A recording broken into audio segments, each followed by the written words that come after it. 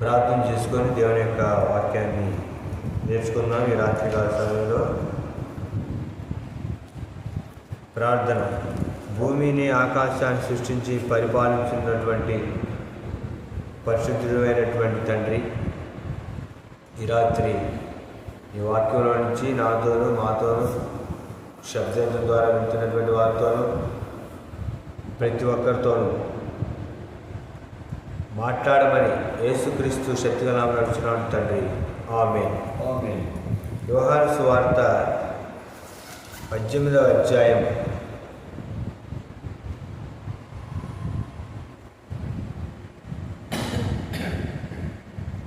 36వ వచనంలో ఉన్నటువంటి దేవుని యొక్క వాక్యాన్ని చదువుకుందాం ఈ రాత్రి. 33వ వచనం. యోహాను సువార్త 18వ అధ్యాయము 33వ వచనం. పిలాతు తిరిగి అధికార మందిరములో ప్రవేశించి యేసును పిలిపించి, యూదుల రాజు నీవేనా అని ఆయనను అడుగగా, దానికి జవాబుగా యేసుక్రీస్తు ప్రభువారు ఏమని చెప్పారంటే 37వ వచనం. అందుకు పిలాతు, నీవు రాజువా అని ఆయన అడుగా, యేసు నీవన్నట్టు నేను రాజునే. చదవనటువంటి లేఖన భాగంలో ప్రభు అయినటువంటి యేసుక్రీస్తు వారి గురించి వ్రాయబడినటువంటి సందర్భం ఈ సందర్భం. ఇక్కడ ప్రభు అయినటువంటి యేసుక్రీస్తు వారిని సిలువ వేయటానికి ముందు ఆయన చేసినటువంటి నేరాన్ని బట్టి ఆయనను విచారిస్తూ ఉన్నారు. విచారిస్తున్నప్పుడు రాత్రి పూట పస్కా పండుగ సమీపిస్తున్నప్పుడు యేసుక్రీస్తు ప్రభువారిని ఆ యొక్క రాత్రి గెత్సేమనే తోటలో ఇస్కరియోతు యూద ప్రధాన యాజకులకు, శాస్త్రులకు, పరిసయ్యులకు, రానువారికి త్రోవ చూపించి గెత్సేమనే తోటలో యేసుక్రీస్తు ప్రభువారిని పట్టుకొని తీసుకొని వచ్చి ఆ రాత్రి యేసుక్రీస్తు ప్రభువారిని విచారిస్తూ ఉన్నారు. ఆ రాత్రి అప్పటికప్పుడే ఆయనను కొంతసేపు హేరోదు దగ్గర, కొంతసేపు పిలాతు దగ్గర అక్కడికి మార్పులు చేర్పులు చేస్తూ ఉన్నారు. ఆ మార్పులు చేర్పులు చేసినటువంటి క్రమంలో పిలాతు దేవుని యొక్క వాక్యంలో రాయబడినటువంటి విషయం ఏంటంటే, పిలాతు తిరిగి అధికార మందిరంలో ప్రవేశించి తీర్పు తీరుస్తూ ఉన్నాడు, విచారిస్తూ ఉన్నాడు. అప్పుడు యూదులందరూ కూడా ఈయన నేరం చేశాడు, ఈయనని చంపే హక్కు మాకు లేదు మా యొక్క మతంలో, కనుక పిలాతు గవర్నర్,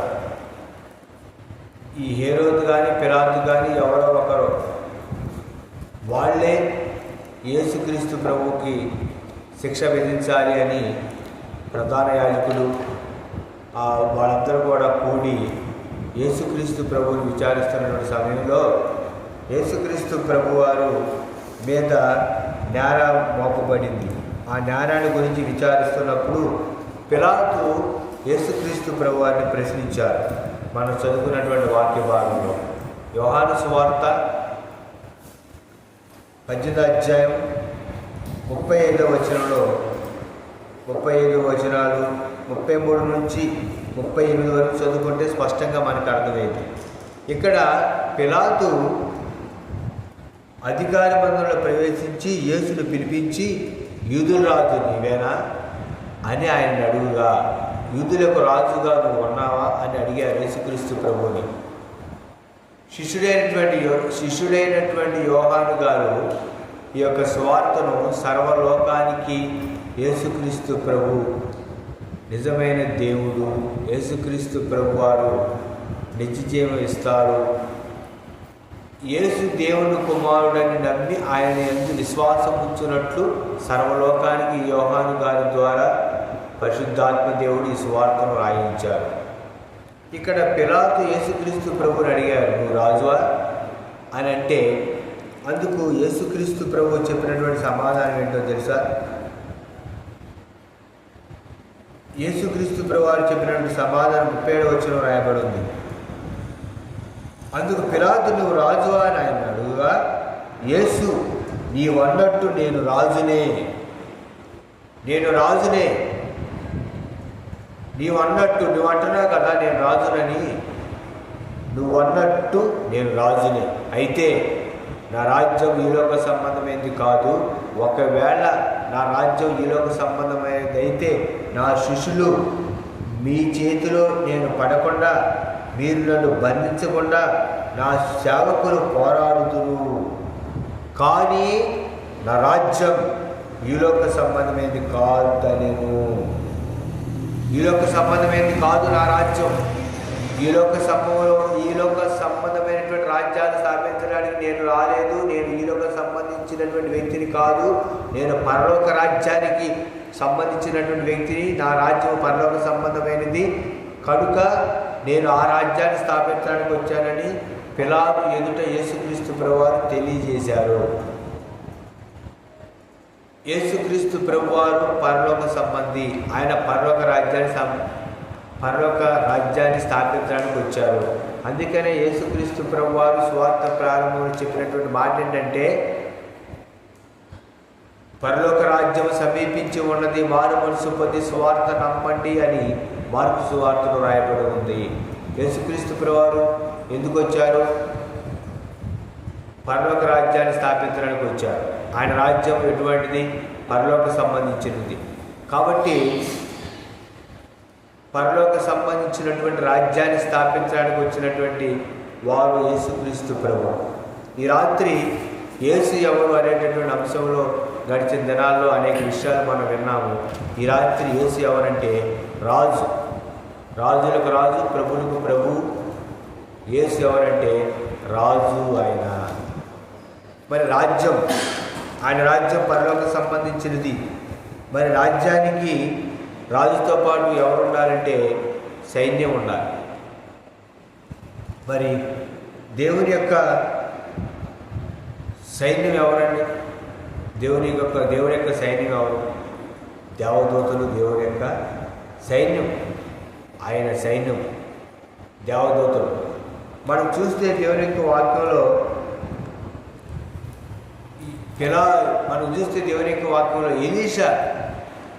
ఎలీషా చుట్టూ ఏముందో తెలుసా? అగ్ని రథాలు ఉన్నాయి.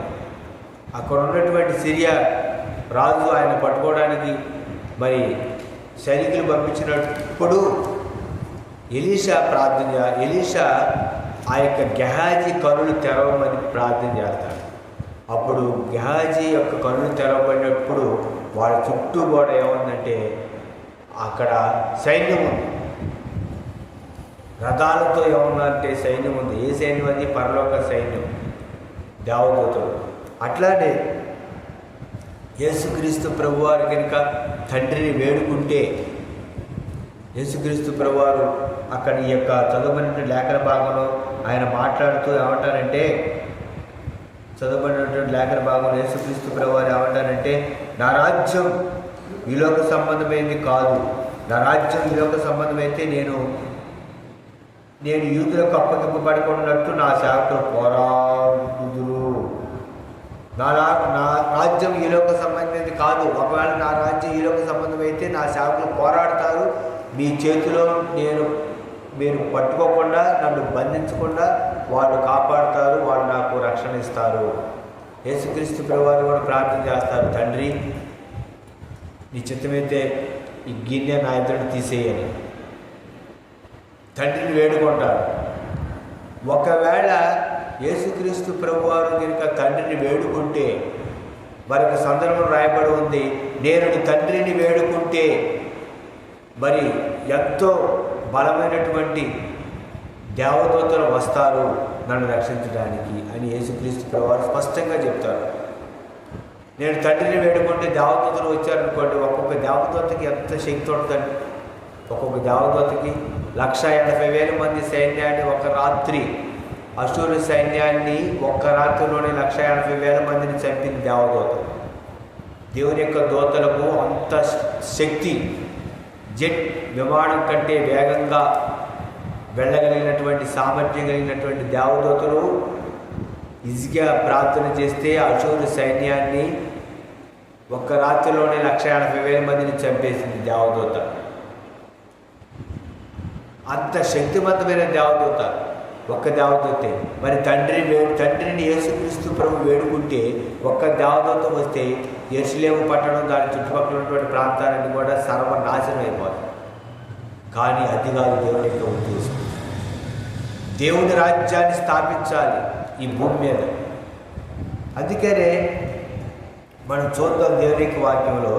ఒకసారి మీరు దేవుని యొక్క వాక్యాన్ని చూడండి. దానియేలు గ్రంథం, ఒకసారి దానియేలు గ్రంథం చూడండి. దానియేలు గ్రంథము ఈ రాత్రి 2వ అధ్యాయం 44వ వచనం. దానియేలు గ్రంథం 2వ అధ్యాయం 44వ వచనం ఒక మాట రాయబడింది. ఆ రాజుల కాలములలో పరలోకమందున్న దేవుడు ఒక రాజ్యం స్థాపించును, దానికెన్నటికి నాశనం కలగదు. ఆ రాజ్యము దాని పొందిన వారికి గాక మరెవరికి చెందదు. అది ముందు చెప్పిన రాజ్యములన్నింటిని పగలగొట్టి నిర్మూలన చేయను, కానీ అది యుగయుగంలో వరకు నిలుచును. ప్రవక్త అయినటువంటి దానియేలు గారు నెబుకద్నెజరుతో చెబుతున్నటువంటి విషయము, ఈ యొక్క విషయము నెబుకద్నెజరు గారికి వచ్చినటువంటి కలలో మొట్టమొదటి సామ్రాజ్యం బబులోని సామ్రాజ్యము బంగారము, రెండవ సామ్రాజ్యము మాదియా పారసీక సామ్రాజ్యము, మూడవ సామ్రాజ్యం గ్రీకు సామ్రాజ్యము, నాలుగవ సామ్రాజ్యం రోమా సామ్రాజ్యము. రోమా సామ్రాజ్యము పరిపాలిస్తున్నటువంటి కాలంలోనే పరలోకమున్నటువంటి దేవుడు భూమి మీద ఒక రాజ్యాన్ని స్థాపించాడు. అది యేసుక్రీస్తు ద్వారా స్థాపించబడినటువంటి రాజ్యము. ఆ రాజ్యానికి ఎప్పటికి కూడా అంతము కలగదు అని ఇక్కడ దానియేలు గ్రంథములో దేవుని యొక్క వాక్యం రాయబడి ఉంది. ఆ రాజుల కాలంలో పరలోకమందున్నటువంటి దేవుడు ఒక రాజ్యాన్ని స్థాపించును, ఆ రాజ్యము దాన్ని పొందిన వారికి గాక మరి ఎవరికి చెందదు. అది ముందు చెప్పిన రాజ్యం అనేటువంటి పగలగొట్టి నిర్మూలన చేయను, కానీ అది యుగయుగములు ఉండును, యుగయుగములు నిలుచును. క్రీస్తు శకం 1వ శతాబ్దంలో స్థాపించబడినటువంటి సంఘం. అంతకుముందు యేసుక్రీస్తు ప్రభువారు 30 సంవత్సరంలో ప్రారంభించినటువంటి పరలోక రాజ్య సువార్త ప్రకటించబడతా ఉంది. ఆయన రాజ్యము భూమి మీద స్థాపించబడి ఉంది. అందుకని యేసుక్రీస్తు ప్రభువారు ఏమని చెప్తారు? దేవుని రాజ్యం అంటే నీతి, సమాధానము, పరిశుద్ధాత్మల ఆనందము, అదే దేవుని రాజ్యం. కనుక ఆ పరలోక సంబంధించినటువంటి రాజ్యానికి వచ్చినటువంటి సమాచారం ఈ భూమి మీద ఉన్నటువంటి ప్రజలకు యేసుక్రీస్తు ద్వారా ప్రకటించబడింది. తర్వాత అపోస్తుల ద్వారా ప్రకటించబడింది. ఈనాడు కొంతమంది సేవకులు పరలోక రాజ్యాల గురించి ప్రకటిస్తున్నారు. అందుకనే మనం ఇక్కడ దేవుని యొక్క వాక్యంలో చూస్తే దానియేలు గారు ఏమంటారో తెలుసా? దాన్ని పొందిన వారికి గాక మరి ఎవరికి చెందదు. ఆ రాజ్యాన్ని పొందుకున్న వారికి అది చెందింది. అందుకని యేసుక్రీస్తు ప్రభువారు ఏమని చెప్పారు? నమ్మి బాప్తిస్మం పొందిన వారు రక్షించబడును, నమ్మిన వారికి శిక్ష విధించబడును. నమ్మిన వాడికే పరలోక రాజ్యంలో వెళ్ళడానికి అవకాశం ఉంది, నమ్మిన వాడికి పరలోక రాజ్యం వెళ్ళడానికి అవకాశము లేదు అని యేసుక్రీస్తు ప్రభువారు స్పష్టంగా చెప్పారు. నమ్మి బాప్తిస్మం పొందినవాడు రక్షించబడును, నమ్మిన వారికి శిక్ష విధించబడును. నీవు నమ్మితే దేవుని యొక్క రాజ్యంలో పరలోక రాజ్యానికి నువ్వు వెళతావు, నువ్వు నమ్మకపోతే నిత్యాగ్ని గుండానికి నువ్వు వెళతావు. కనుక యేసు ఎవరంటే రాజు, విశ్వాన్ని పరిపాలించుతున్నటువంటి రాజు. ఆయన రాజులకు రాజు ఆయన. అందుకని దేవుని యొక్క వాక్యం ఏమని రాయబడి ఉంది? దావీదు కుమారుడు హోసన్న జయము. ఆయన రాజుగా యెరూషలేములో ప్రవేశించారు. అందుకనే దేవుని యొక్క వాక్యం ఏమని రాయబడి ఉంది? జకర్యా గ్రంథంలో, పరిశుద్ధ గ్రంథంలో మనం చూస్తే జకర్యా గ్రంథంలో అక్కడ 9వ అధ్యాయం, జకర్యా గ్రంథంలో 9వ అధ్యాయం దేవుని యొక్క వాక్యం ఒక మాట రాయబడింది. జకర్యా గ్రంథం 9వ అధ్యాయం 9వ వచనం, సియోను నివాసులారా బహుగా సంతోషించుడి, యెరూషలేము నివాసులారా ఉల్లాసంగా ఉండండి. నీ రాజు నీతిపరుడును, రక్షణ గలవాడును, దీనుడినై గాడిద పిల్లలను ఎక్కి ఎత్తుకు వచ్చుచున్నాడు. నీ రాజు ఆయన. ప్రవక్త అయినటువంటి జకర్యా ద్వారా చెప్పబడినటువంటి ప్రవచనం నూతన నిబంధనలు నెరవేరింది. యెరూషలేములో ఆయన ప్రవేశించాడు రాజుగా. పిలాతు అడిగాడు, నువ్వు రాజువా అని. నీవు అన్నట్టు నేను రాజును, కానీ నా రాజ్యం పరలోక సంబంధమైంది, భూలోక సంబంధమైంది కాదు. నా రాజ్యం భూలోక సంబంధమైనది అయితే నా శిష్యులు పోరాడతాడు. ఎప్పుడైతే పిలాతు సైనికుడి యొక్క చెవి నరికాడో యేసుక్రీస్తు ప్రభువారు పేతురుతో ఏమన్నాడు తెలుసా? పేతురు, నీ కత్తి నువ్వు వరలో పెట్టుకో అని యేసుక్రీస్తు ప్రభువారు చెప్పారు. వెంటనే ఆ యొక్క సైనికుడి యొక్క చెవిని యేసుక్రీస్తు ప్రభువారు బాగు చేశారు. ఒకవేళ యేసుక్రీస్తు రాజ్యం ఈ లోక సంబంధమైనది అయితే ఆ రాత్రి గెత్సేమనే తోటలో పేతురు గారు మల్కు అనేటటువంటి సైనికుడి యొక్క చెవి నరికితే మరి యేసుక్రీస్తు ప్రభువారు ఆయన్ని గద్దించేవాడు కాదు. ఈ లోక సంబంధమైనది అయితే గద్దించేవాడు కాదు. నడుకు వేసేయండి మొత్తాన్ని, అక్కడ ఉన్న మొత్తాన్ని చంపేయండి అని యేసుక్రీస్తు ప్రభువారు చెప్పేవాడు. శిష్యులందరూ కూడా చంపేసేవాడు. కానీ నా రాజ్యం ఈ లోక సంబంధమైనది కాదు. కత్తి పట్టుకున్నాడు, కత్తితోనే నాశనం అవుతాడు, నీ కత్తి తీసి నువ్వు వరలో పెట్టుకో అని చెప్పి సైనికుడిని యేసుక్రీస్తు ప్రభువారు చెవి తీసి మరలా పెట్టి అతన్ని బాగు చేశాడు. కనుక ఆయన రాజ్యం పరలోక సంబంధమైనది. నీవు యేసుక్రీస్తు రాజ్యంలో ఉన్నావా? ఆయన రాజ్యం కొరకు సిద్ధపడుతున్నావా? ఆయన రాజ్యంలో నువ్వు ఉండాలంటే యేసుక్రీస్తు ప్రభువారిని సొంత రక్షణ అంగీకరించి మార్పు కలిగి మనసులో నీటి ద్వారా బాప్తిసం తీసుకొని రక్షించబడాలి. ఈ లోకంలో పరిశుద్ధంగా యథార్థ నమ్మకంగా జీవించాలి. ఈ లోకయాత్ర ముగించిన తర్వాత యేసుక్రీస్తు ప్రభువుతో యుగయుగాలు నిత్యత్వంలో ఉంటావు. ఆయన రాజ్యము అంతము లేనిది, యుగయుగాలు ఉంటుందని దానియేలు ద్వారా దేవుడు తెలియజేశాడు. కనుక ఈ రాత్రి యేసు ఎవరంటే రాజు. నీ హృదయ సింహాసనం మీద ఆసీనుడై నిన్ను పరిపాలించేటటువంటి రాజు యేసుక్రీస్తు ప్రభు. మరి నీ హృదయాన్ని అపవాది రాజుగా ఉండి నిన్ను పరిపాలిస్తున్నాడా, లేదా యేసు రాజుగా ఉండి నిన్ను పరిపాలిస్తున్నాడా? ఎవరు నీ హృదయమైనటువంటి సింహాసనం మీద రాజు? యేసా లేక అపవాది? ఆనాడు పిలాతు అడిగారు, నేను యేసుని విడుదల చేయాలా, బరబ్బాని విడుదల చేయాలా అంటే ప్రజలందరూ బరబ్బాని విడుదల చేయండి, యేసుని సిలువ వేయండి అన్నారు. అలాగూ నీ యొక్క హృదయ సింహాసనం మీద యేసా రాజు, అపవాదే? ఎవరు నీ హృదయ సింహాసనాన్ని పరిపాలించేటటువంటి రాజు? యేసు రాజుగా ఉంటే నిత్యజీవం, అపవాది నీ హృదయాన్ని ఏతే నిచ్చినారు అనేటటువంటి సత్యాన్ని నువ్వు గ్రహించి ఈ రాత్రి రాజుగా ఆయన ఉండి సిలువేయబడి సమాధి చేయబడి తిరిగి లేచి పునరుద్ధానుడై ఈ విశ్వాన్ని ఏలుతున్నటువంటి రాజు ప్రభు సర్వలోకాన్ని చక్రవర్తి యేసుక్రీస్తు ప్రభు రాజు. అట్టి రాజును కలిగి ఉన్నావా లేదా నిన్ను పరీక్షించుకో. దేవుడి రాత్రి మాట దీవించి ఆశీర్వదించి మన ఇంట్లో భద్రపరిచి మనలో మార్పు కలుగుతూ ప్రభు సహాయం చేయనుగాక. ఆమేన్. తండ్రి